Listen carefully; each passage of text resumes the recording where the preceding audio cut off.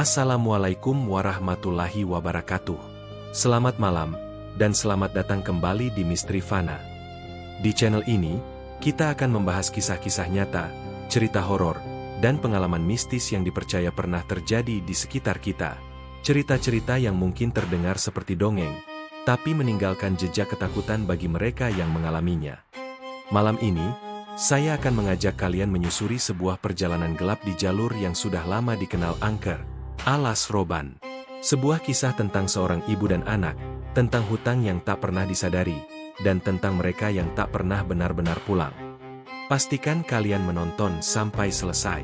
Matikan lampu, gunakan headset, dan biarkan imajinasi kalian menyelami kegelapan. Inilah kisahnya, hanya di Misteri Fana. Sita telah lama hidup dalam keterbatasan di sebuah rumah sempit di pinggiran Pekalongan. Rumah yang dindingnya lembab dan atapnya sering bocor saat hujan turun. Sejak suaminya meninggal beberapa tahun lalu dalam sebuah kecelakaan yang tak pernah benar-benar jelas penyebabnya, hidupnya berubah menjadi perjuangan tanpa henti. Ia harus menjadi ibu sekaligus ayah bagi putri semata wayangnya, Gendis.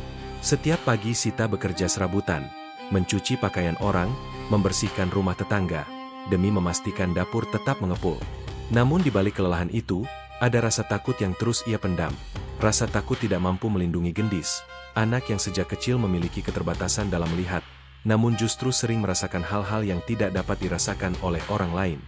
Gendis bukanlah anak biasa seperti yang sering dikatakan orang-orang di sekitar mereka.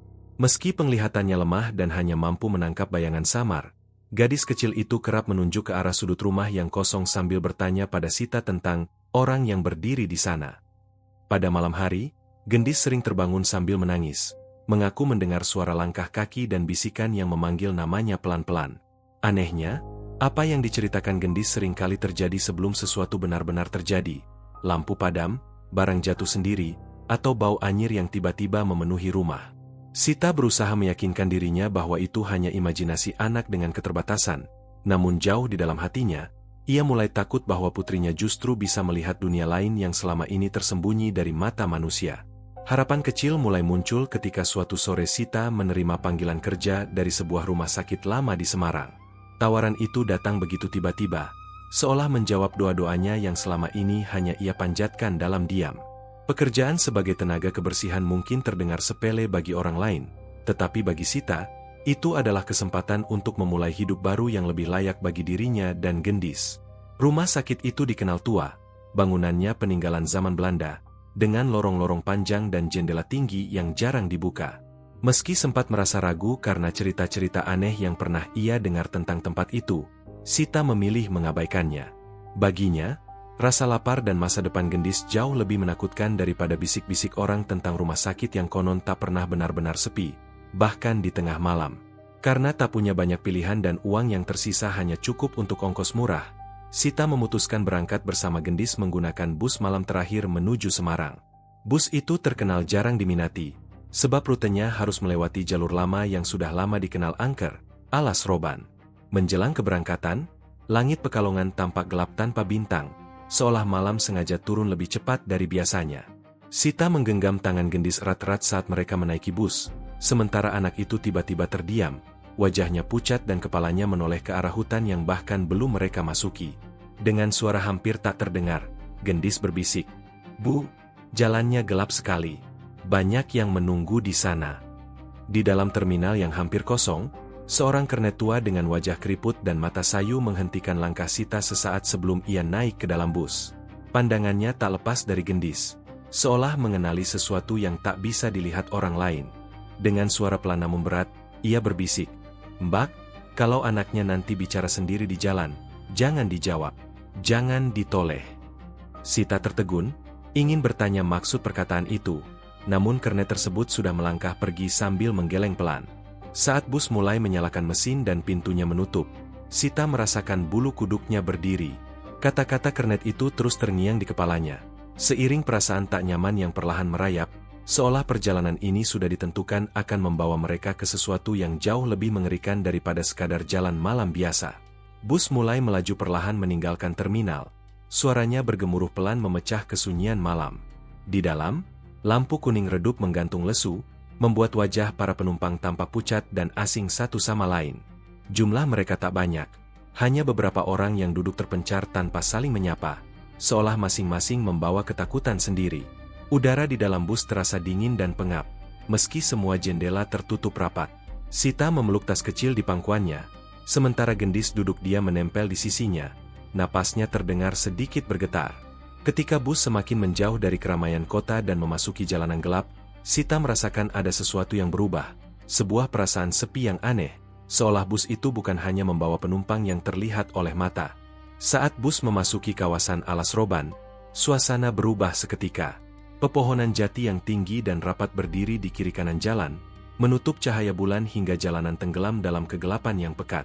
Angin malam berdesir membawa suara aneh dari dalam hutan, seperti bisikan lirih yang saling bersahutan. Jalanan terasa semakin sempit, seolah hutan itu perlahan mendekat dan ingin menelan bus yang melintas.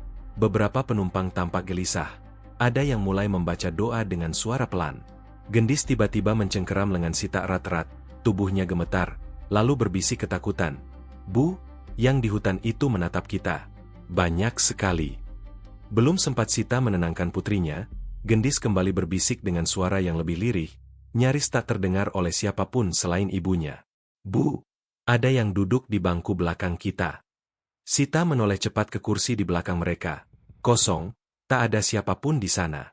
Namun hawa dingin tiba-tiba menusuk tengkuknya, seolah ada napas asing yang baru saja lewat di samping telinganya. Lampu bus bergetar pelan, membuat bayangan di dalamnya bergerak tak wajar. Gendis menutup matanya rapat-rapat, tetapi wajahnya justru semakin pucat. Ia berkata, tanpa membuka mata, bahwa sosok itu tidak suka diperhatikan, dan sejak tadi tersenyum menghadap ke arah mereka. Lampu di dalam bus tiba-tiba berkedip beberapa kali, membuat suasana semakin mencekam. Mesin bus terdengar seperti menggeram berat, lalu kecepatannya melambat meski jalanan di depan tampak lurus dan kosong. Sopir menginjak pedal gas berulang kali, namun bus tetap bergerak seolah ada sesuatu yang menahannya dari belakang. Beberapa penumpang mulai berbisik panik, ada yang menoleh ke jendela dengan wajah tegang, ada pula yang menggenggam tas dan rosario erat-erat. Sita merasakan detak jantungnya berpacu, sementara Gendis menunduk dalam pelukan ibunya dan berbisik ketakutan. "Bu, jangan berhenti. Kalau berhenti, mereka naik semua." Tangisan Gendis pecah tiba-tiba, lirih namun penuh ketakutan, membuat Sita semakin panik. Dengan suara terputus-putus, anak itu berkata ia melihat seorang perempuan berdiri di luar jendela bus, berjalan perlahan sejajar dengan mereka meski kendaraan masih bergerak. Rambut perempuan itu panjang menutupi wajahnya, dan dari sela-selanya tampak kulit pucat dengan bercak hitam seperti bekas busuk. Setiap kali Gendis menoleh, sosok itu ikut menoleh, seolah sadar sedang diperhatikan. Sita memejamkan mata, berusaha menenangkan diri sambil menutup telinga Gendis, namun bau anyir tiba-tiba memenuhi bus. Dari sudut matanya, Sita merasa ada bayangan hitam yang sesekali memantul di kaca jendela, bergerak mengikuti laju bus di tengah gelapnya Alas Roban. Bus mendadak mengerem keras hingga tubuh para penumpang terhuyung ke depan. Sopir berteriak panik sambil memegangi kemudi, wajahnya pucat pasi. Ia bersumpah barusan melihat sesosok bayangan tinggi melintas tepat di depan bus, memaksa dirinya menghentikan kendaraan. Ketika pintu bus terbuka, udara dingin dari hutan menerobos masuk membawa bau tanah basah dan anyir yang lebih kuat. Semua penumpang menahan napas, memandang ke arah jalan kosong yang hanya diterangi lampu bus. Tidak ada siapapun di sana. Namun suara langkah kaki terdengar jelas dari balik pepohonan, mengitari bus perlahan, seolah sesuatu sedang memastikan siapa saja yang berada di dalamnya. Salah seorang penumpang pria tak kuat menahan mual lalu turun dari bus sambil menutup mulutnya. Baru beberapa langkah menjejak tanah Alas Roban, ia tiba-tiba menjerit keras. Suara jeritannya memecah sunyi hutan. Ia menunjuk ke arah batang-batang pohon jati di tepi jalan, tempat bekas telapak tangan berlumuran darah terlihat jelas menempel di kulit kayu, seolah ada banyak orang yang pernah meronta minta tolong di sana. Darah itu masih tampak basah, menetes perlahan ke tanah. Penumpang lain mulai histeris, sebagian menangis, sebagian membaca doa dengan suara gemetar. Dari dalam bus, Gendis berbisik pelan namun jelas. "Bu, itu tangan orang-orang yang gak pernah pulang." Dengan tergesa-gesa sopir menutup kembali pintu bus dan melanjutkan perjalanan, meski wajahnya masih dipenuhi ketakutan. Namun suasana di dalam bus terasa semakin ganjil. Sita menyadari ada sesuatu yang berbeda. Jumlah penumpang tampak berkurang. Kursi yang sebelumnya terisi kini kosong. Tetapi tak seorang pun ingat kapan penumpang itu turun. Tidak ada yang berani bertanya. Seolah takut jawaban itu justru akan memanggil sesuatu yang tak seharusnya disebut. Gendis mengangkat wajahnya perlahan dan berkata dengan nada datar, "Bu, yang hilang bukan turun. Mereka dipanggil." Seketika udara di dalam bus terasa semakin dingin, membuat napas setiap orang berubah menjadi uap tipis. Tiba-tiba Gendis menegakkan tubuhnya. Matanya yang rabun menatap lurus ke depan tanpa berkedip. Suaranya berubah, lebih dalam, lebih berat, dan sama sekali bukan suara anak kecil. Dengan nada datar yang membuat darah Sita terasa membeku, Gendis menyebut nama lengkap Sita, lalu menyebut nama mendiang suaminya, lengkap dengan hari kematiannya. Beberapa penumpang menoleh ketakutan. Ada yang langsung menutup telinga. Sita gemetar hebat, memeluk putrinya sambil menangis, memohon agar Gendis berhenti bicara. Namun dari bibir anak itu keluar kalimat dingin, "Kalian sudah lama ditunggu. Utangnya belum dibayar." Lampu bus kembali berkedip, dan dari balik jendela, bayangan-bayangan hitam mulai bergerak mendekat. Dengan mata yang masih kosong, Gendis melanjutkan bicara seolah ada seseorang lain yang menggunakan tubuhnya. Ia mengatakan bahwa bertahun-tahun lalu, Sita dan suaminya pernah melintasi alas roban pada malam Jumat Kliwon, membawa pulang sesuatu yang bukan milik manusia. Sesuatu itu tak pernah mereka sadari ikut bersama mereka hingga rumah. Kecelakaan yang merenggut nyawa suaminya bukanlah musibah biasa, melainkan peringatan yang diabaikan. Kini, penjaga alas roban menagih kembali apa yang telah diambil, dan tidak cukup hanya dengan satu nyawa. Sita teringat kejadian-kejadian aneh setelah kecelakaan itu, suara langkah di rumah, bayangan di sudut kamar, dan tatapan kosong Gendis setiap malam. Semuanya kini terasa seperti potongan kutukan yang akhirnya kembali menyatu. Tiba-tiba mesin bus mati total dengan suara dentuman keras, membuat seluruh lampu padam sekaligus. Bus berhenti tepat di tengah alas roban, dikelilingi kegelapan yang pekat dan sunyi yang menyesakkan dada. Ponsel para penumpang tak satu pun mendapat sinyal. Bahkan jam tangan digital mendadak mati seolah waktu ikut berhenti. Dari luar bus terdengar suara langkah kaki yang pelan namun banyak jumlahnya, mengelilingi kendaraan itu dari segala arah. Kaca-kaca jendela mulai berembun dari luar, lalu satu persatu muncul bekas telapak tangan pucat menempel di sana, seakan ada sesuatu yang ingin masuk. Di tengah kepanikan itu, Gendis tersenyum tipis, senyum yang bukan milik seorang anak, dan berbisik pelan, "Mereka sudah datang menjemput." Dari balik embun di jendela, sosok-sosok mulai menampakkan diri perlahan. Wajah-wajah pucat dengan mata kosong menempel di kaca. Beberapa di antaranya mengenakan pakaian lusuh yang sudah koyak, seperti penumpang bus dari masa lalu. Ada yang kepalanya miring tak wajar, ada pula yang tubuhnya basah seolah baru ditarik dari jurang. Mereka tersenyum lebar, senyum yang terlalu dipaksakan hingga kulit wajahnya merekah. Para penumpang menjerit histeris, sebagian pingsan di tempat. Sosok-sosok itu bergerak serempak, mengetuk kaca bus dengan ritme pelan namun teratur, seperti sedang menghitung waktu. Gendis menoleh ke arah mereka dan mengangguk pelan, seolah mengenali satu persatu arwah yang tak pernah berhasil keluar hidup-hidup dari alas roban. Di tengah kekacauan itu, ingatan Sita menghantam pikirannya dengan keras. Ia teringat malam bertahun-tahun lalu ketika ia dan suaminya juga melintasi alas roban, membawa Gendis yang masih bayi. Saat itu bus mereka sempat berhenti mendadak, dan suaminya turun untuk buang air di pinggir hutan. Ia kembali dengan wajah pucat dan tangan gemetar, berkata melihat seorang perempuan menangis meminta tolong. Sejak malam itu, kecelakaan demi kecelakaan kecil mulai terjadi, hingga akhirnya suaminya tewas dalam tabrakan tunggal yang aneh. Kini Sita sadar, arwah suaminya bukan pergi dengan tenang, ia terikat di alas roban, dan malam ini, ikatan itu menuntut balasan yang terakhir. Di tengah jeritan dan ketukan di kaca, ingatan Sita kembali ke masa lalu yang selama ini ia kubur dalam-dalam.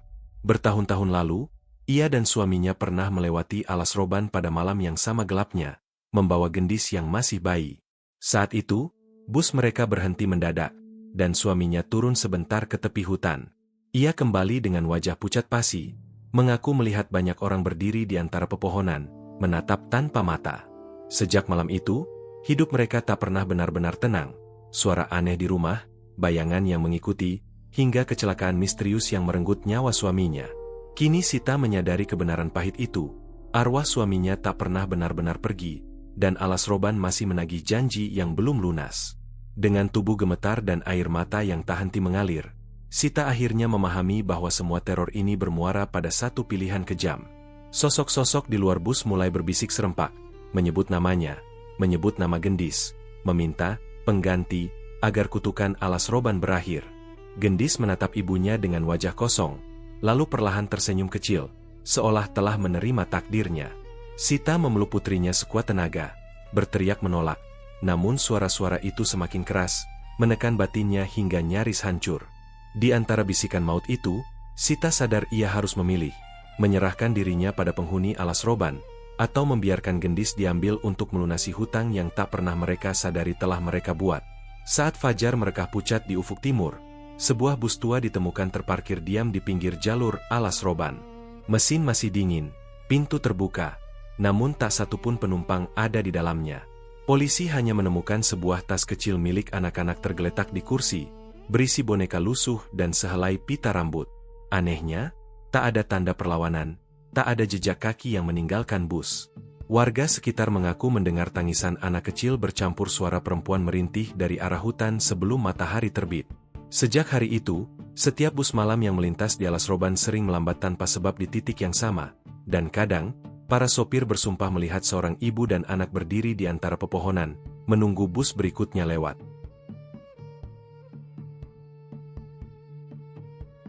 Assalamualaikum warahmatullahi wabarakatuh. Selamat malam, dan selamat datang kembali di Misteri Fana. Di channel ini, kita akan membahas kisah-kisah nyata, cerita horor, dan pengalaman mistis yang dipercaya pernah terjadi di sekitar kita. Cerita-cerita yang mungkin terdengar seperti dongeng, tapi meninggalkan jejak ketakutan bagi mereka yang mengalaminya. Malam ini, saya akan mengajak kalian menyusuri sebuah perjalanan gelap di jalur yang sudah lama dikenal angker, alas roban. Sebuah kisah tentang seorang ibu dan anak, tentang hutang yang tak pernah disadari, dan tentang mereka yang tak pernah benar-benar pulang. Pastikan kalian menonton sampai selesai. Matikan lampu, gunakan headset, dan biarkan imajinasi kalian menyelami kegelapan. Inilah kisahnya, hanya di Misteri Fana. Sita telah lama hidup dalam keterbatasan di sebuah rumah sempit di pinggiran Pekalongan. Rumah yang dindingnya lembab dan atapnya sering bocor saat hujan turun. Sejak suaminya meninggal beberapa tahun lalu dalam sebuah kecelakaan yang tak pernah benar-benar jelas penyebabnya, hidupnya berubah menjadi perjuangan tanpa henti. Ia harus menjadi ibu sekaligus ayah bagi putri semata wayangnya, Gendis. Setiap pagi Sita bekerja serabutan, mencuci pakaian orang, membersihkan rumah tetangga, demi memastikan dapur tetap mengepul. Namun di balik kelelahan itu, ada rasa takut yang terus ia pendam. Rasa takut tidak mampu melindungi Gendis, anak yang sejak kecil memiliki keterbatasan dalam melihat, namun justru sering merasakan hal-hal yang tidak dapat dirasakan oleh orang lain. Gendis bukanlah anak biasa seperti yang sering dikatakan orang-orang di sekitar mereka. Meski penglihatannya lemah dan hanya mampu menangkap bayangan samar, gadis kecil itu kerap menunjuk ke arah sudut rumah yang kosong sambil bertanya pada Sita tentang orang yang berdiri di sana. Pada malam hari, Gendis sering terbangun sambil menangis, mengaku mendengar suara langkah kaki dan bisikan yang memanggil namanya pelan-pelan. Anehnya, apa yang diceritakan Gendis seringkali terjadi sebelum sesuatu benar-benar terjadi. Lampu padam, barang jatuh sendiri, atau bau anyir yang tiba-tiba memenuhi rumah. Sita berusaha meyakinkan dirinya bahwa itu hanya imajinasi anak dengan keterbatasan, namun jauh di dalam hatinya, ia mulai takut bahwa putrinya justru bisa melihat dunia lain yang selama ini tersembunyi dari mata manusia. Harapan kecil mulai muncul ketika suatu sore Sita menerima panggilan kerja dari sebuah rumah sakit lama di Semarang. Tawaran itu datang begitu tiba-tiba, seolah menjawab doa-doanya yang selama ini hanya ia panjatkan dalam diam. Pekerjaan sebagai tenaga kebersihan mungkin terdengar sepele bagi orang lain, tetapi bagi Sita, itu adalah kesempatan untuk memulai hidup baru yang lebih layak bagi dirinya dan Gendis.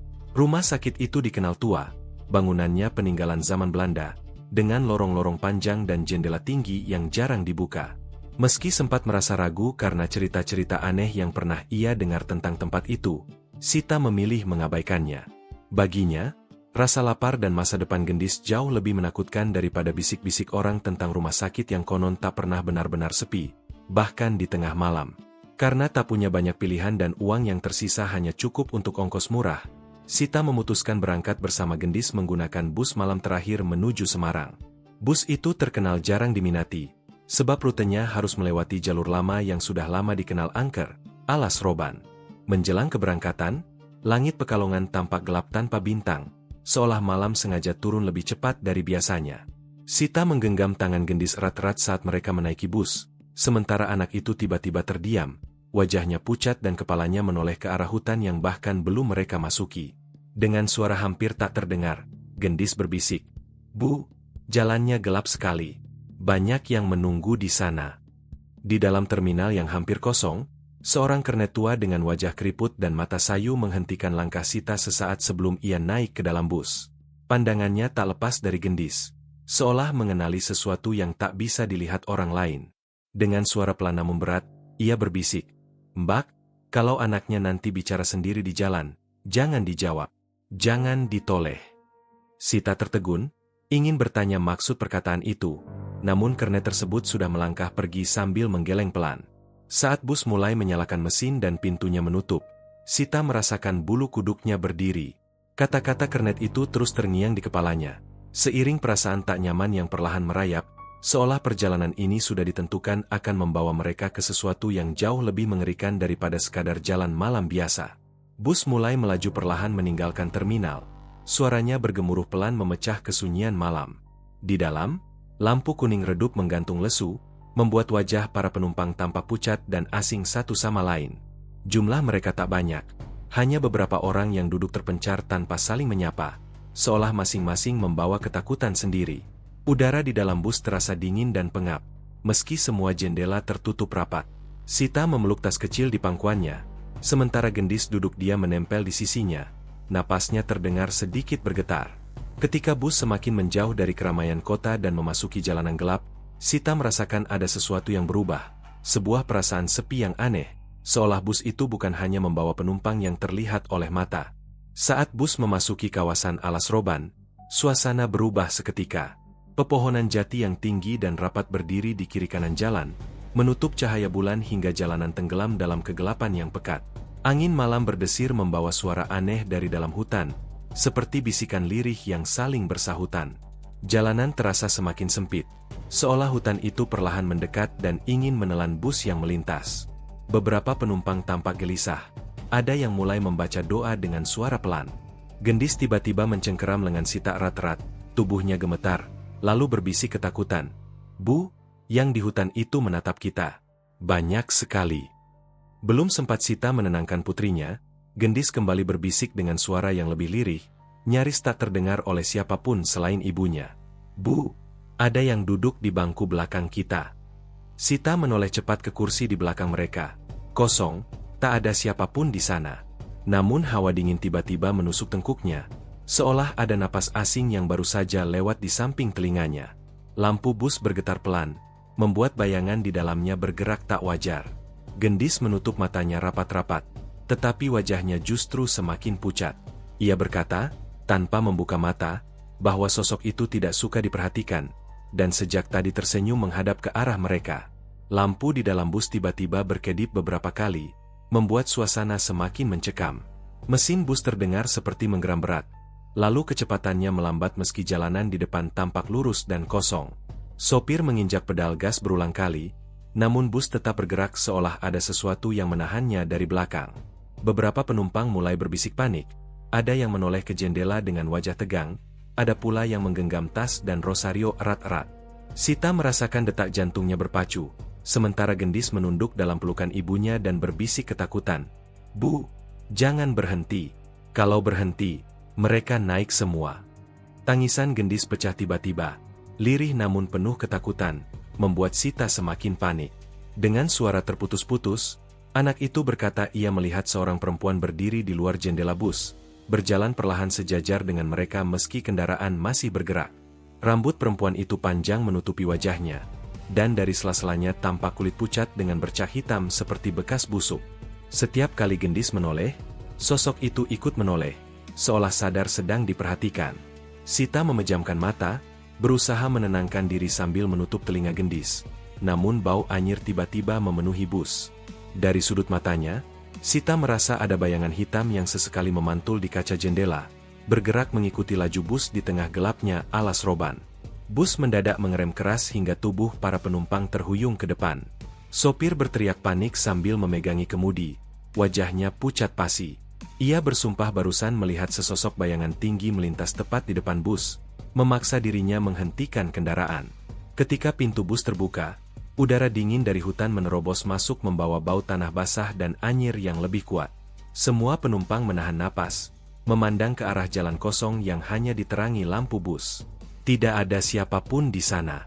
Namun suara langkah kaki terdengar jelas dari balik pepohonan, mengitari bus perlahan, seolah sesuatu sedang memastikan siapa saja yang berada di dalamnya. Salah seorang penumpang pria tak kuat menahan mual lalu turun dari bus sambil menutup mulutnya. Baru beberapa langkah menjejak tanah alas roban, ia tiba-tiba menjerit keras. Suara jeritannya memecah sunyi hutan. Ia menunjuk ke arah batang-batang pohon jati di tepi jalan, tempat bekas telapak tangan berlumuran darah terlihat jelas menempel di kulit kayu, seolah ada banyak orang yang pernah meronta minta tolong di sana. Darah itu masih tampak basah, menetes perlahan ke tanah. Penumpang lain mulai histeris, sebagian menangis, sebagian membaca doa dengan suara gemetar. Dari dalam bus, Gendis berbisik pelan namun jelas. "Bu, itu tangan orang-orang yang gak pernah pulang." Dengan tergesa-gesa sopir menutup kembali pintu bus dan melanjutkan perjalanan, meski wajahnya masih dipenuhi ketakutan. Namun suasana di dalam bus terasa semakin ganjil. Sita menyadari ada sesuatu yang berbeda. Jumlah penumpang tampak berkurang. Kursi yang sebelumnya terisi kini kosong, tetapi tak seorang pun ingat kapan penumpang itu turun. Tidak ada yang berani bertanya, seolah takut jawaban itu justru akan memanggil sesuatu yang tak seharusnya disebut. Gendis mengangkat wajahnya perlahan dan berkata dengan nada datar, "Bu, yang hilang bukan turun. Mereka dipanggil." Seketika udara di dalam bus terasa semakin dingin, membuat napas setiap orang berubah menjadi uap tipis. Tiba-tiba Gendis menegakkan tubuhnya. Matanya yang rabun menatap lurus ke depan tanpa berkedip. Suaranya berubah, lebih dalam, lebih berat, dan sama sekali bukan suara anak kecil. Dengan nada datar yang membuat darah Sita terasa membeku, Gendis menyebut nama lengkap Sita, lalu menyebut nama mendiang suaminya, lengkap dengan hari kematiannya. Beberapa penumpang menoleh ketakutan. Ada yang langsung menutup telinga. Sita gemetar hebat, memeluk putrinya sambil menangis, memohon agar Gendis berhenti bicara. Namun dari bibir anak itu keluar kalimat dingin, "Kalian sudah lama ditunggu, utangnya belum dibayar." Lampu bus kembali berkedip, dan dari balik jendela, bayangan-bayangan hitam mulai bergerak mendekat. Dengan mata yang masih kosong, Gendis melanjutkan bicara seolah ada seseorang lain yang menggunakan tubuhnya. Ia mengatakan bahwa bertahun-tahun lalu, Sita dan suaminya pernah melintasi alas roban pada malam Jumat Kliwon, membawa pulang sesuatu yang bukan milik manusia. Sesuatu itu tak pernah mereka sadari ikut bersama mereka hingga rumah. Kecelakaan yang merenggut nyawa suaminya bukanlah musibah biasa, melainkan peringatan yang diabaikan. Kini, penjaga alas roban menagih kembali apa yang telah diambil, dan tidak cukup hanya dengan satu nyawa. Sita teringat kejadian-kejadian aneh setelah kecelakaan itu, suara langkah di rumah, bayangan di sudut kamar, dan tatapan kosong Gendis setiap malam. Semuanya kini terasa seperti potongan kutukan yang akhirnya kembali menyatu. Tiba-tiba mesin bus mati total dengan suara dentuman keras, membuat seluruh lampu padam sekaligus. Bus berhenti tepat di tengah alas roban, dikelilingi kegelapan yang pekat dan sunyi yang menyesakkan dada. Ponsel para penumpang tak satu pun mendapat sinyal. Bahkan jam tangan digital mendadak mati seolah waktu ikut berhenti. Dari luar bus terdengar suara langkah kaki yang pelan namun banyak jumlahnya, mengelilingi kendaraan itu dari segala arah. Kaca-kaca jendela mulai berembun dari luar, lalu satu persatu muncul bekas telapak tangan pucat menempel di sana, seakan ada sesuatu yang ingin masuk. Di tengah kepanikan itu, Gendis tersenyum tipis, senyum yang bukan milik seorang anak, dan berbisik pelan, "Mereka sudah datang menjemput." Dari balik embun di jendela, sosok-sosok mulai menampakkan diri perlahan. Wajah-wajah pucat dengan mata kosong menempel di kaca, beberapa di antaranya mengenakan pakaian lusuh yang sudah koyak, seperti penumpang bus dari masa lalu. Ada yang kepalanya miring tak wajar, ada pula yang tubuhnya basah seolah baru ditarik dari jurang. Mereka tersenyum lebar, senyum yang terlalu dipaksakan hingga kulit wajahnya merekah. Para penumpang menjerit histeris, sebagian pingsan di tempat. Sosok-sosok itu bergerak serempak, mengetuk kaca bus dengan ritme pelan namun teratur, seperti sedang menghitung waktu. Gendis menoleh ke arah mereka dan mengangguk pelan, seolah mengenali satu persatu arwah yang tak pernah berhasil keluar hidup-hidup dari alas roban. Di tengah kekacauan itu, ingatan Sita menghantam pikirannya dengan keras. Ia teringat malam bertahun-tahun lalu ketika ia dan suaminya juga melintasi alas roban, membawa Gendis yang masih bayi. Saat itu bus mereka sempat berhenti mendadak, dan suaminya turun untuk buang air di pinggir hutan. Ia kembali dengan wajah pucat dan tangan gemetar, berkata melihat seorang perempuan menangis meminta tolong.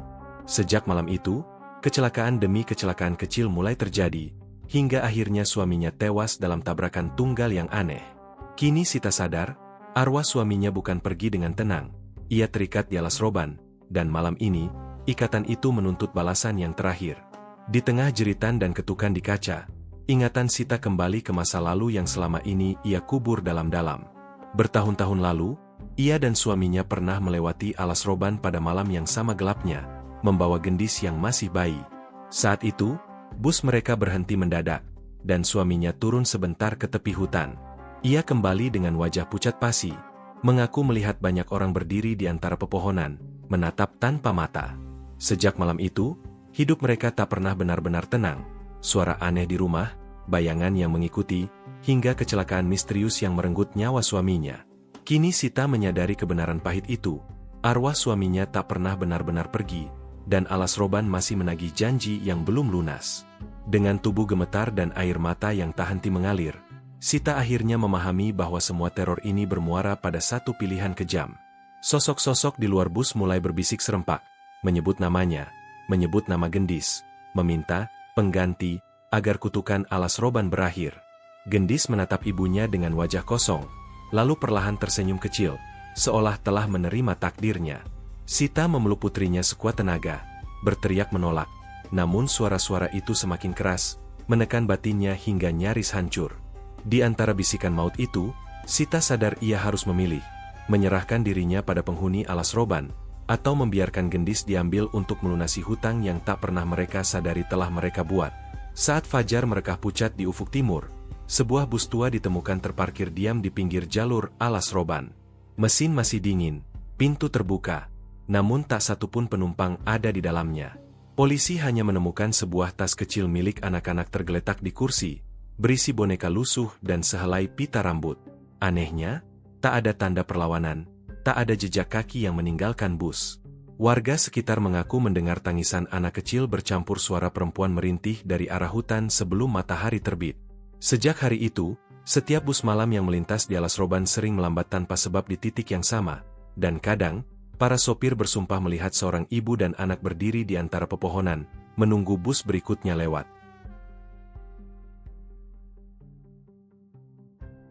Assalamualaikum warahmatullahi wabarakatuh. Selamat malam, dan selamat datang kembali di Misteri Fana. Di channel ini, kita akan membahas kisah-kisah nyata, cerita horor, dan pengalaman mistis yang dipercaya pernah terjadi di sekitar kita. Cerita-cerita yang mungkin terdengar seperti dongeng, tapi meninggalkan jejak ketakutan bagi mereka yang mengalaminya. Malam ini, saya akan mengajak kalian menyusuri sebuah perjalanan gelap di jalur yang sudah lama dikenal angker, alas roban. Sebuah kisah tentang seorang ibu dan anak, tentang hutang yang tak pernah disadari, dan tentang mereka yang tak pernah benar-benar pulang. Pastikan kalian menonton sampai selesai. Matikan lampu, gunakan headset, dan biarkan imajinasi kalian menyelami kegelapan. Inilah kisahnya, hanya di Misteri Fana. Sita telah lama hidup dalam keterbatasan di sebuah rumah sempit di pinggiran Pekalongan. Rumah yang dindingnya lembab dan atapnya sering bocor saat hujan turun. Sejak suaminya meninggal beberapa tahun lalu dalam sebuah kecelakaan yang tak pernah benar-benar jelas penyebabnya, hidupnya berubah menjadi perjuangan tanpa henti. Ia harus menjadi ibu sekaligus ayah bagi putri semata wayangnya, Gendis. Setiap pagi Sita bekerja serabutan, mencuci pakaian orang, membersihkan rumah tetangga, demi memastikan dapur tetap mengepul. Namun di balik kelelahan itu, ada rasa takut yang terus ia pendam. Rasa takut tidak mampu melindungi Gendis, anak yang sejak kecil memiliki keterbatasan dalam melihat, namun justru sering merasakan hal-hal yang tidak dapat dirasakan oleh orang lain. Gendis bukanlah anak biasa seperti yang sering dikatakan orang-orang di sekitar mereka. Meski penglihatannya lemah dan hanya mampu menangkap bayangan samar, gadis kecil itu kerap menunjuk ke arah sudut rumah yang kosong sambil bertanya pada Sita tentang orang yang berdiri di sana. Pada malam hari, Gendis sering terbangun sambil menangis, mengaku mendengar suara langkah kaki dan bisikan yang memanggil namanya pelan-pelan. Anehnya, apa yang diceritakan Gendis seringkali terjadi sebelum sesuatu benar-benar terjadi. Lampu padam, barang jatuh sendiri, atau bau anyir yang tiba-tiba memenuhi rumah. Sita berusaha meyakinkan dirinya bahwa itu hanya imajinasi anak dengan keterbatasan, namun jauh di dalam hatinya, ia mulai takut bahwa putrinya justru bisa melihat dunia lain yang selama ini tersembunyi dari mata manusia. Harapan kecil mulai muncul ketika suatu sore Sita menerima panggilan kerja dari sebuah rumah sakit lama di Semarang. Tawaran itu datang begitu tiba-tiba, seolah menjawab doa-doanya yang selama ini hanya ia panjatkan dalam diam. Pekerjaan sebagai tenaga kebersihan mungkin terdengar sepele bagi orang lain, tetapi bagi Sita, itu adalah kesempatan untuk memulai hidup baru yang lebih layak bagi dirinya dan Gendis. Rumah sakit itu dikenal tua, bangunannya peninggalan zaman Belanda, dengan lorong-lorong panjang dan jendela tinggi yang jarang dibuka. Meski sempat merasa ragu karena cerita-cerita aneh yang pernah ia dengar tentang tempat itu, Sita memilih mengabaikannya. Baginya, rasa lapar dan masa depan Gendis jauh lebih menakutkan daripada bisik-bisik orang tentang rumah sakit yang konon tak pernah benar-benar sepi, bahkan di tengah malam. Karena tak punya banyak pilihan dan uang yang tersisa hanya cukup untuk ongkos murah, Sita memutuskan berangkat bersama Gendis menggunakan bus malam terakhir menuju Semarang. Bus itu terkenal jarang diminati, sebab rutenya harus melewati jalur lama yang sudah lama dikenal angker, Alas Roban. Menjelang keberangkatan, langit Pekalongan tampak gelap tanpa bintang, seolah malam sengaja turun lebih cepat dari biasanya. Sita menggenggam tangan Gendis erat-erat saat mereka menaiki bus, sementara anak itu tiba-tiba terdiam, wajahnya pucat dan kepalanya menoleh ke arah hutan yang bahkan belum mereka masuki. Dengan suara hampir tak terdengar, Gendis berbisik, "Bu, jalannya gelap sekali. Banyak yang menunggu di sana." Di dalam terminal yang hampir kosong, seorang kernet tua dengan wajah keriput dan mata sayu menghentikan langkah Sita sesaat sebelum ia naik ke dalam bus. Pandangannya tak lepas dari Gendis, seolah mengenali sesuatu yang tak bisa dilihat orang lain. Dengan suara pelan namun berat, ia berbisik, "Mbak, kalau anaknya nanti bicara sendiri di jalan, jangan dijawab, jangan ditoleh." Sita tertegun, ingin bertanya maksud perkataan itu, namun kernet tersebut sudah melangkah pergi sambil menggeleng pelan. Saat bus mulai menyalakan mesin dan pintunya menutup, Sita merasakan bulu kuduknya berdiri. Kata-kata kernet itu terus terngiang di kepalanya, seiring perasaan tak nyaman yang perlahan merayap, seolah perjalanan ini sudah ditentukan akan membawa mereka ke sesuatu yang jauh lebih mengerikan daripada sekadar jalan malam biasa. Bus mulai melaju perlahan meninggalkan terminal. Suaranya bergemuruh pelan memecah kesunyian malam. Di dalam, lampu kuning redup menggantung lesu, membuat wajah para penumpang tampak pucat dan asing satu sama lain. Jumlah mereka tak banyak, hanya beberapa orang yang duduk terpencar tanpa saling menyapa, seolah masing-masing membawa ketakutan sendiri. Udara di dalam bus terasa dingin dan pengap, meski semua jendela tertutup rapat. Sita memeluk tas kecil di pangkuannya, sementara Gendis duduk diam menempel di sisinya. Napasnya terdengar sedikit bergetar. Ketika bus semakin menjauh dari keramaian kota dan memasuki jalanan gelap, Sita merasakan ada sesuatu yang berubah, sebuah perasaan sepi yang aneh, seolah bus itu bukan hanya membawa penumpang yang terlihat oleh mata. Saat bus memasuki kawasan Alas Roban, suasana berubah seketika.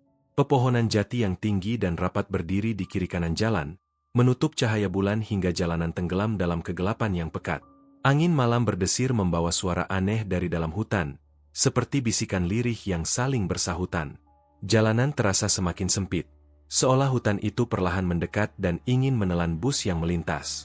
Beberapa penumpang tampak gelisah. Ada yang mulai membaca doa dengan suara pelan. Gendis tiba-tiba mencengkeram lengan Sita erat-erat, tubuhnya gemetar, lalu berbisik ketakutan. "Bu, yang di hutan itu menatap kita. Banyak sekali." Belum sempat Sita menenangkan putrinya, Gendis kembali berbisik dengan suara yang lebih lirih, nyaris tak terdengar oleh siapapun selain ibunya. "Bu, ada yang duduk di bangku belakang kita." Sita menoleh cepat ke kursi di belakang mereka. Kosong, tak ada siapapun di sana. Namun hawa dingin tiba-tiba menusuk tengkuknya, Seolah ada napas asing yang baru saja lewat di samping telinganya. Lampu bus bergetar pelan, membuat bayangan di dalamnya bergerak tak wajar. Gendis menutup matanya rapat-rapat, tetapi wajahnya justru semakin pucat. Ia berkata, tanpa membuka mata, bahwa sosok itu tidak suka diperhatikan, dan sejak tadi tersenyum menghadap ke arah mereka. Lampu di dalam bus tiba-tiba berkedip beberapa kali, membuat suasana semakin mencekam. Mesin bus terdengar seperti menggeram berat, lalu kecepatannya melambat meski jalanan di depan tampak lurus dan kosong. Sopir menginjak pedal gas berulang kali, namun bus tetap bergerak seolah ada sesuatu yang menahannya dari belakang. Beberapa penumpang mulai berbisik panik, ada yang menoleh ke jendela dengan wajah tegang, ada pula yang menggenggam tas dan rosario erat-erat. Sita merasakan detak jantungnya berpacu, sementara Gendis menunduk dalam pelukan ibunya dan berbisik ketakutan. "Bu, jangan berhenti. Kalau berhenti, mereka naik semua." Tangisan Gendis pecah tiba-tiba, lirih namun penuh ketakutan, membuat Sita semakin panik. Dengan suara terputus-putus, anak itu berkata ia melihat seorang perempuan berdiri di luar jendela bus, berjalan perlahan sejajar dengan mereka meski kendaraan masih bergerak. Rambut perempuan itu panjang menutupi wajahnya, dan dari sela-selanya tampak kulit pucat dengan bercak hitam seperti bekas busuk. Setiap kali Gendis menoleh, sosok itu ikut menoleh, seolah sadar sedang diperhatikan. Sita memejamkan mata, berusaha menenangkan diri sambil menutup telinga Gendis. Namun bau anyir tiba-tiba memenuhi bus. Dari sudut matanya, Sita merasa ada bayangan hitam yang sesekali memantul di kaca jendela, bergerak mengikuti laju bus di tengah gelapnya alas roban. Bus mendadak mengerem keras hingga tubuh para penumpang terhuyung ke depan. Sopir berteriak panik sambil memegangi kemudi, wajahnya pucat pasi. Ia bersumpah barusan melihat sesosok bayangan tinggi melintas tepat di depan bus, memaksa dirinya menghentikan kendaraan. Ketika pintu bus terbuka, udara dingin dari hutan menerobos masuk membawa bau tanah basah dan anyir yang lebih kuat. Semua penumpang menahan napas, memandang ke arah jalan kosong yang hanya diterangi lampu bus. Tidak ada siapapun di sana. Namun suara langkah kaki terdengar jelas dari balik pepohonan, mengitari bus perlahan, seolah sesuatu sedang memastikan siapa saja yang berada di dalamnya. Salah seorang penumpang pria tak kuat menahan mual lalu turun dari bus sambil menutup mulutnya. Baru beberapa langkah menjejak tanah alas roban, ia tiba-tiba menjerit keras. Suara jeritannya memecah sunyi hutan. Ia menunjuk ke arah batang-batang pohon jati di tepi jalan, tempat bekas telapak tangan berlumuran darah terlihat jelas menempel di kulit kayu, seolah ada banyak orang yang pernah meronta minta tolong di sana. Darah itu masih tampak basah, menetes perlahan ke tanah. Penumpang lain mulai histeris. Sebagian menangis, sebagian membaca doa dengan suara gemetar. Dari dalam bus, Gendis berbisik pelan namun jelas. "Bu, itu tangan orang-orang yang gak pernah pulang." Dengan tergesa-gesa sopir menutup kembali pintu bus dan melanjutkan perjalanan, meski wajahnya masih dipenuhi ketakutan.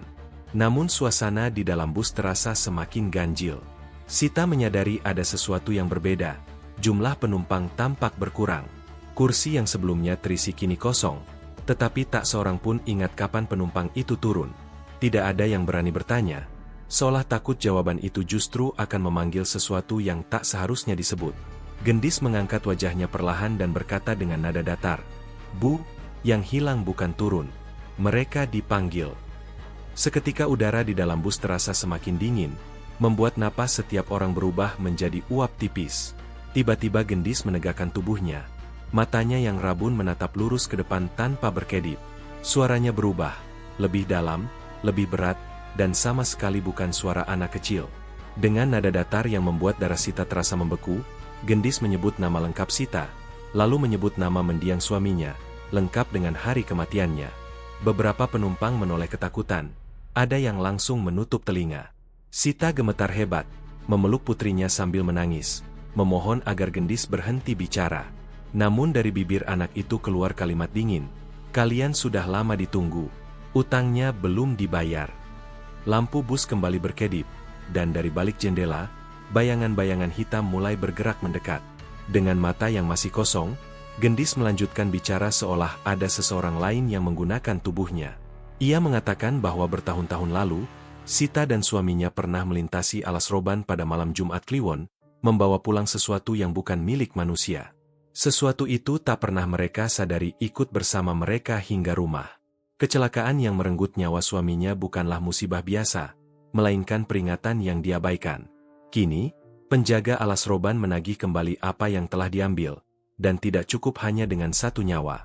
Sita teringat kejadian-kejadian aneh setelah kecelakaan itu, suara langkah di rumah, bayangan di sudut kamar, dan tatapan kosong Gendis setiap malam. Semuanya kini terasa seperti potongan kutukan yang akhirnya kembali menyatu. Tiba-tiba mesin bus mati total dengan suara dentuman keras, membuat seluruh lampu padam sekaligus. Bus berhenti tepat di tengah alas roban, dikelilingi kegelapan yang pekat dan sunyi yang menyesakkan dada. Ponsel para penumpang tak satu pun mendapat sinyal. Bahkan jam tangan digital mendadak mati seolah waktu ikut berhenti. Dari luar bus terdengar suara langkah kaki yang pelan namun banyak jumlahnya, mengelilingi kendaraan itu dari segala arah. Kaca-kaca jendela mulai berembun dari luar, lalu satu persatu muncul bekas telapak tangan pucat menempel di sana, seakan ada sesuatu yang ingin masuk. Di tengah kepanikan itu, Gendis tersenyum tipis, senyum yang bukan milik seorang anak, dan berbisik pelan, "Mereka sudah datang menjemput." Dari balik embun di jendela, sosok-sosok mulai menampakkan diri perlahan. Wajah-wajah pucat dengan mata kosong menempel di kaca, beberapa di antaranya mengenakan pakaian lusuh yang sudah koyak, seperti penumpang bus dari masa lalu. Ada yang kepalanya miring tak wajar, ada pula yang tubuhnya basah seolah baru ditarik dari jurang. Mereka tersenyum lebar, senyum yang terlalu dipaksakan hingga kulit wajahnya merekah. Para penumpang menjerit histeris, sebagian pingsan di tempat. Sosok-sosok itu bergerak serempak, mengetuk kaca bus dengan ritme pelan namun teratur, seperti sedang menghitung waktu. Gendis menoleh ke arah mereka dan mengangguk pelan, seolah mengenali satu persatu arwah yang tak pernah berhasil keluar hidup-hidup dari alas roban. Di tengah kekacauan itu, ingatan Sita menghantam pikirannya dengan keras. Ia teringat malam bertahun-tahun lalu ketika ia dan suaminya juga melintasi alas roban, membawa Gendis yang masih bayi. Saat itu bus mereka sempat berhenti mendadak, dan suaminya turun untuk buang air di pinggir hutan. Ia kembali dengan wajah pucat dan tangan gemetar, berkata melihat seorang perempuan menangis meminta tolong. Sejak malam itu, kecelakaan demi kecelakaan kecil mulai terjadi, hingga akhirnya suaminya tewas dalam tabrakan tunggal yang aneh. Kini Sita sadar, arwah suaminya bukan pergi dengan tenang, ia terikat di alas roban, dan malam ini, ikatan itu menuntut balasan yang terakhir. Di tengah jeritan dan ketukan di kaca, ingatan Sita kembali ke masa lalu yang selama ini ia kubur dalam-dalam. Bertahun-tahun lalu, ia dan suaminya pernah melewati alas roban pada malam yang sama gelapnya, membawa Gendis yang masih bayi. Saat itu, bus mereka berhenti mendadak, dan suaminya turun sebentar ke tepi hutan. Ia kembali dengan wajah pucat pasi, mengaku melihat banyak orang berdiri di antara pepohonan, menatap tanpa mata.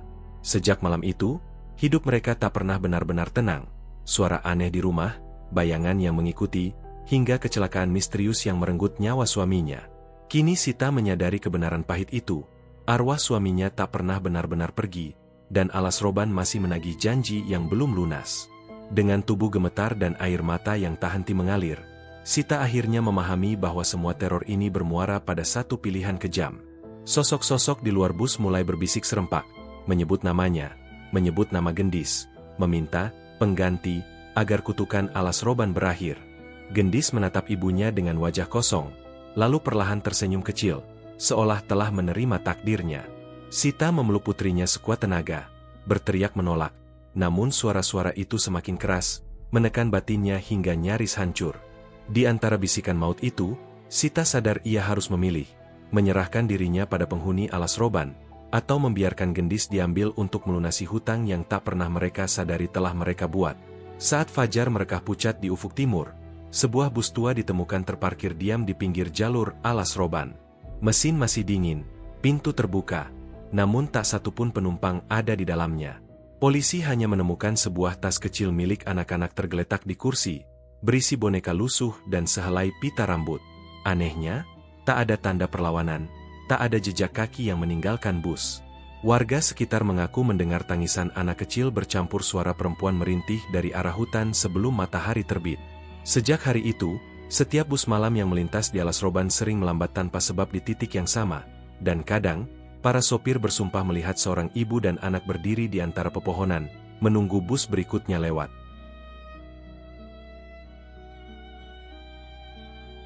Assalamualaikum warahmatullahi wabarakatuh. Selamat malam, dan selamat datang kembali di Misteri Fana. Di channel ini, kita akan membahas kisah-kisah nyata, cerita horor, dan pengalaman mistis yang dipercaya pernah terjadi di sekitar kita. Cerita-cerita yang mungkin terdengar seperti dongeng, tapi meninggalkan jejak ketakutan bagi mereka yang mengalaminya. Malam ini, saya akan mengajak kalian menyusuri sebuah perjalanan gelap di jalur yang sudah lama dikenal angker, Alas Roban.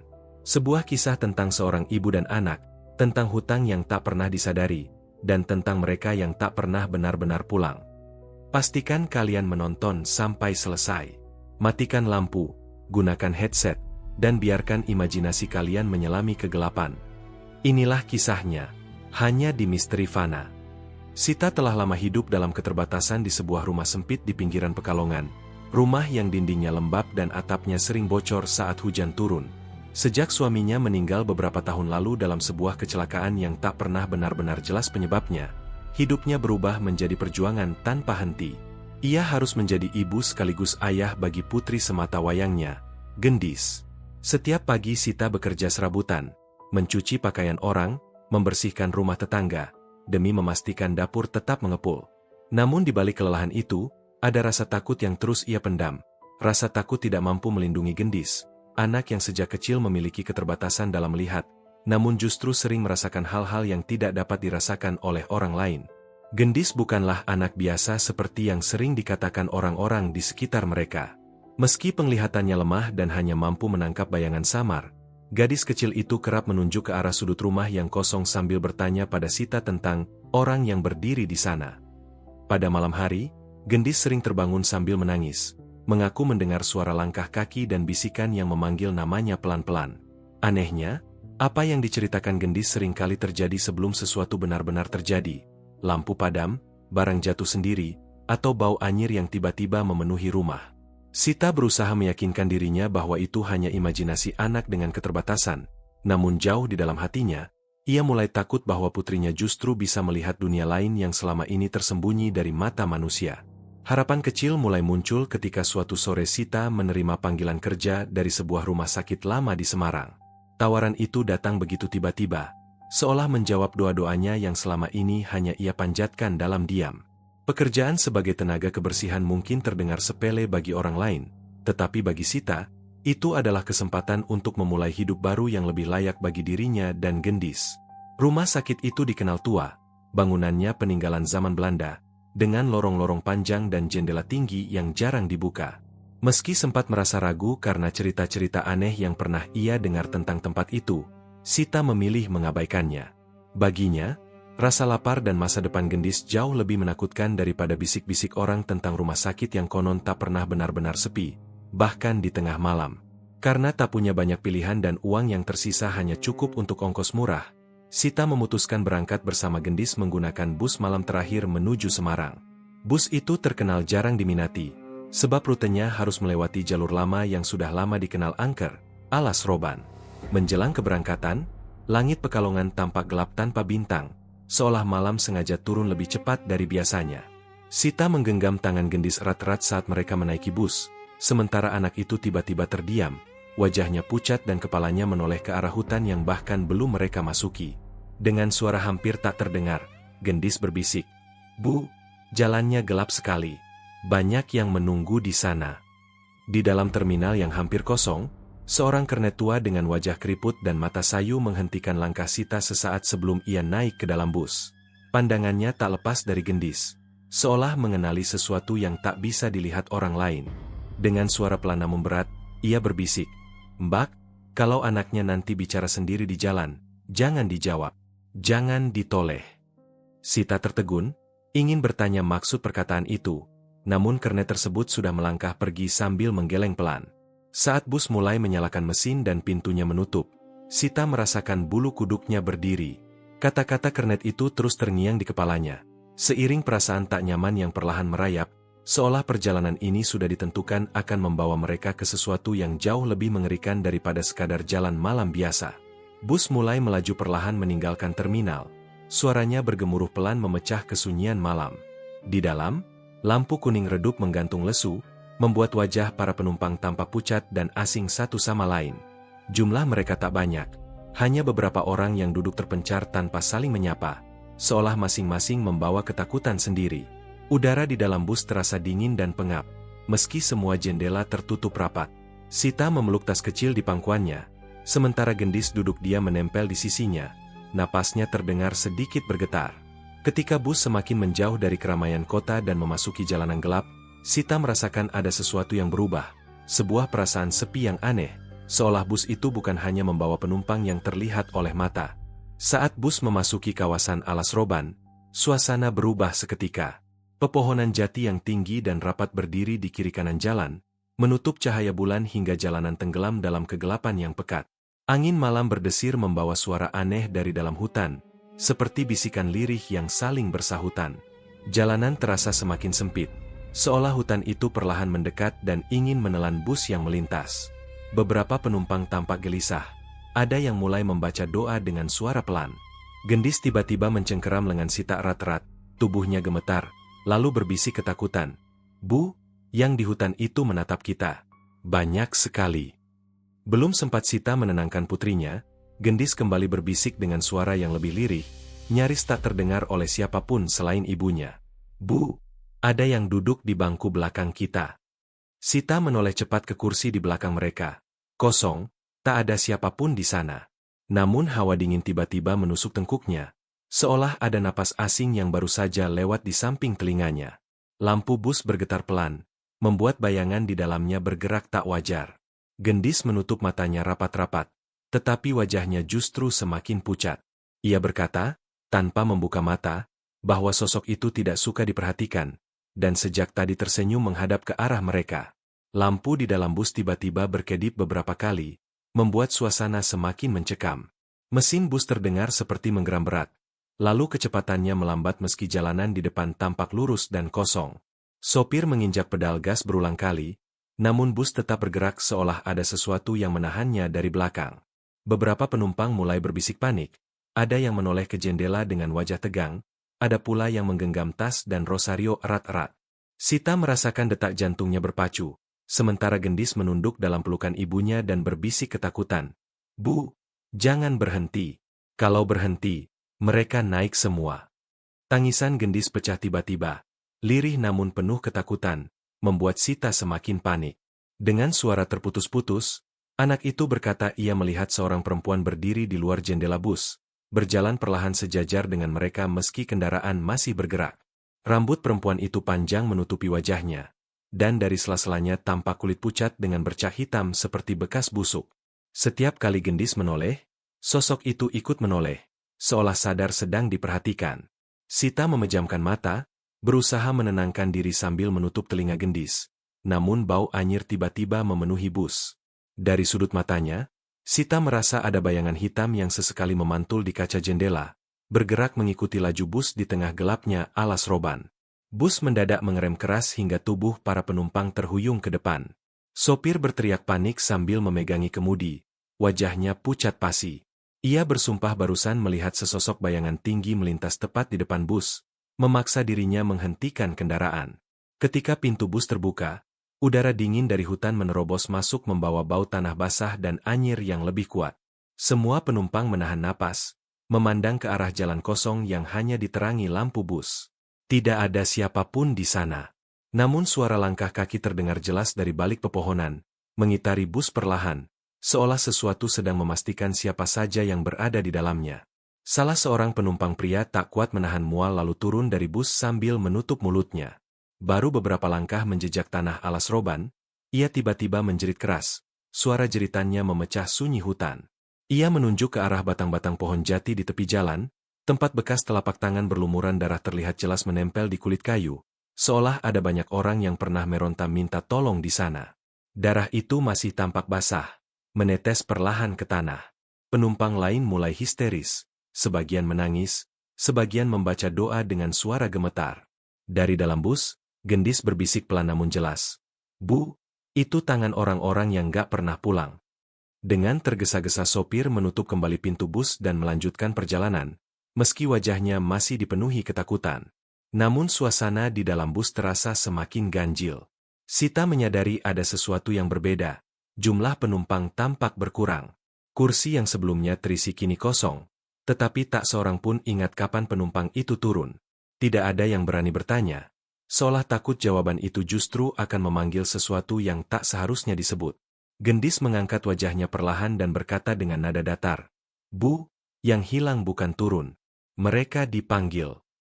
Seketika udara di dalam bus terasa semakin dingin, membuat napas setiap orang berubah menjadi uap tipis. Tiba-tiba Gendis menegakkan tubuhnya. Matanya yang rabun menatap lurus ke depan tanpa berkedip. Suaranya berubah, lebih dalam, lebih berat, dan sama sekali bukan suara anak kecil. Dengan nada datar yang membuat darah Sita terasa membeku, Gendis menyebut nama lengkap Sita, lalu menyebut nama mendiang suaminya, lengkap dengan hari kematiannya. Beberapa penumpang menoleh ketakutan. Ada yang langsung menutup telinga. Sita gemetar hebat, memeluk putrinya sambil menangis, memohon agar Gendis berhenti bicara. Namun dari bibir anak itu keluar kalimat dingin. Kalian sudah lama ditunggu. Utangnya belum dibayar. Lampu bus kembali berkedip, dan dari balik jendela, bayangan-bayangan hitam mulai bergerak mendekat. Dengan mata yang masih kosong, Gendis melanjutkan bicara seolah ada seseorang lain yang menggunakan tubuhnya. Ia mengatakan bahwa bertahun-tahun lalu, Sita dan suaminya pernah melintasi alas roban pada malam Jumat Kliwon, membawa pulang sesuatu yang bukan milik manusia. Sesuatu itu tak pernah mereka sadari ikut bersama mereka hingga rumah. Kecelakaan yang merenggut nyawa suaminya bukanlah musibah biasa, melainkan peringatan yang diabaikan. Kini, penjaga alas roban menagih kembali apa yang telah diambil, dan tidak cukup hanya dengan satu nyawa. Sita teringat kejadian-kejadian aneh setelah kecelakaan itu, suara langkah di rumah, bayangan di sudut kamar, dan tatapan kosong Gendis setiap malam. Semuanya kini terasa seperti potongan kutukan yang akhirnya kembali menyatu. Tiba-tiba mesin bus mati total dengan suara dentuman keras, membuat seluruh lampu padam sekaligus. Bus berhenti tepat di tengah alas roban, dikelilingi kegelapan yang pekat dan sunyi yang menyesakkan dada. Ponsel para penumpang tak satu pun mendapat sinyal. Bahkan jam tangan digital mendadak mati seolah waktu ikut berhenti.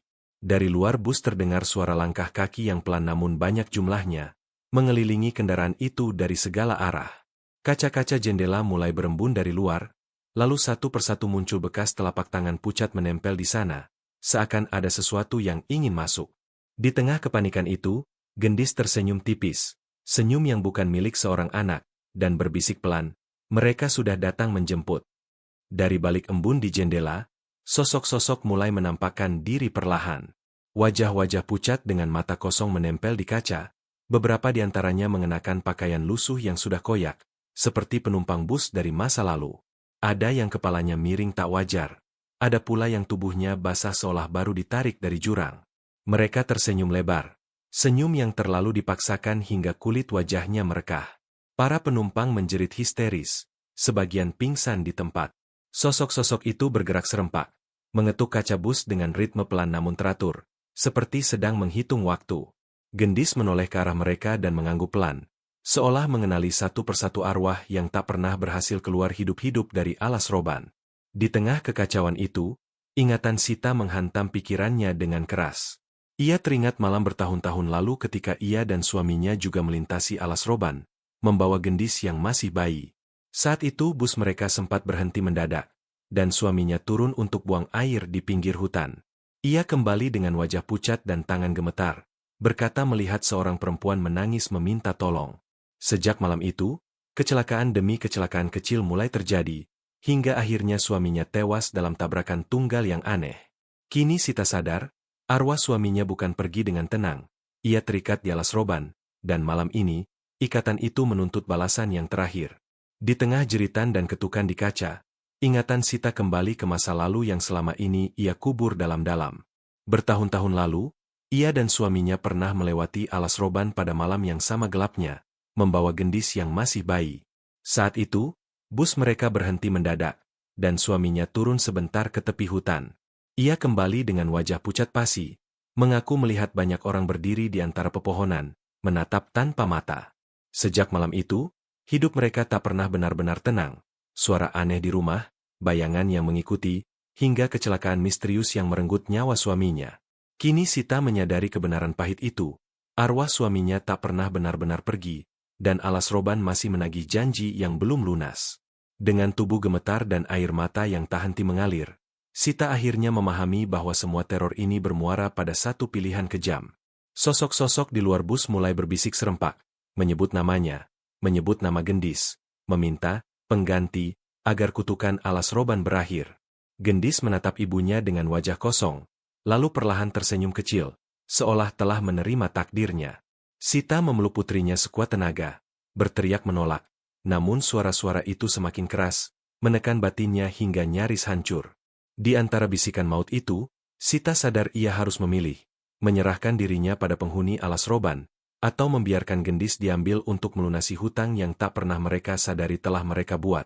Saat fajar merekah pucat di ufuk timur, sebuah bus tua ditemukan terparkir diam di pinggir jalur Alas Roban. Mesin masih dingin, pintu terbuka, namun tak satupun penumpang ada di dalamnya. Polisi hanya menemukan sebuah tas kecil milik anak-anak tergeletak di kursi, berisi boneka lusuh dan sehelai pita rambut. Anehnya, tak ada tanda perlawanan, tak ada jejak kaki yang meninggalkan bus. Warga sekitar mengaku mendengar tangisan anak kecil bercampur suara perempuan merintih dari arah hutan sebelum matahari terbit. Sejak hari itu, setiap bus malam yang melintas di Alas Roban sering melambat tanpa sebab di titik yang sama, dan kadang, para sopir bersumpah melihat seorang ibu dan anak berdiri di antara pepohonan, menunggu bus berikutnya lewat.